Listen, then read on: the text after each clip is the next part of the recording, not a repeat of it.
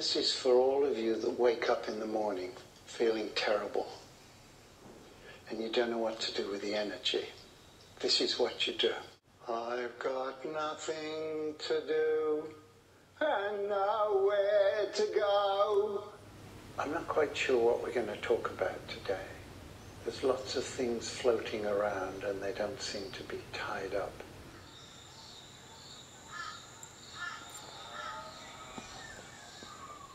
So I was asked about generosity and what that actually means. As I go to explain, I come up against this restriction in words. Generosity to the mind means the opposite of being tight and mean and holding back and self-centered. How many varieties of human beings we have on the planet?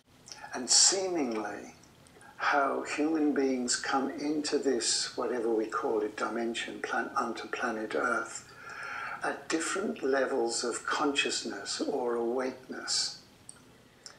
So what about you? You're even more developed than a leaf. When you say, are we developing or are we evolving, most people are not. No. What's happening is things are getting worse and worse. In every way, even with the planet and the weather and the geographical things are getting worse. And I think this is all part of the design, it's part of the frequency. It's going to give us this chance. So, as I say so often when we're talking together, is don't disagree, don't agree, don't understand. Just listen. Like you're listening to the birds. Or the wind in the trees. People that wake up to another level of being awake, usually, not everybody, but usually they want to share that. Some people are beyond that and they say, there's no way. The story is of Buddha when he woke up under the Bodhi tree. He decided not to speak ever again. And it said that the spirits came and said, no, you must speak. You've just reached a certain state, you must share that. And what he said to have said is, those that know, know. Those that don't know, don't know. And they said, no, but there are people right in the middle. So Lao Tzu says the truth cannot be said. If it's said, it's not the truth, but it can be heard. You can hear it. I think interesting about watching television. So you say when you see somebody starving, eventually you'll go to a level where you know that you're starving, that you're there. That's an aspect of you.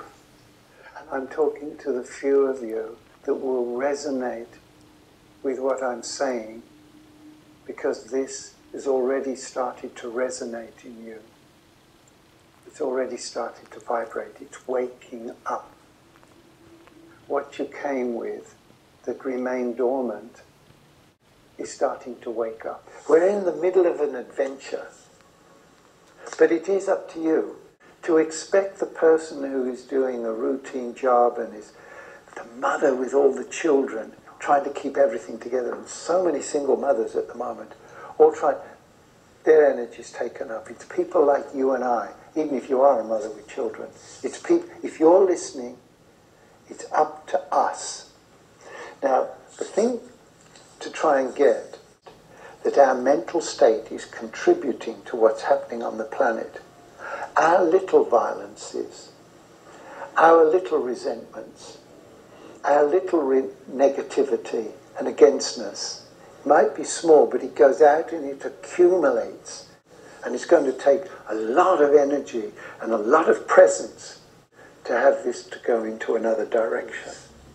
But if you don't do anything about it, it doesn't matter. You're not to blame. I don't know what to do. It's too big. I don't know how to do it. So we've got this animal instinct. But the invitation is to go beyond being an animal, to include the beautiful parts of being an animal, the spontaneity, the presence, but also to go beyond that and see each person in each moment as is appropriate to be there, to be with them or not to be. If you're present with people, if you look in their eyes, no matter if they're chattering on about their story and they're complaining, if you're there with them, if there's something appropriate to share or to give, or it will happen.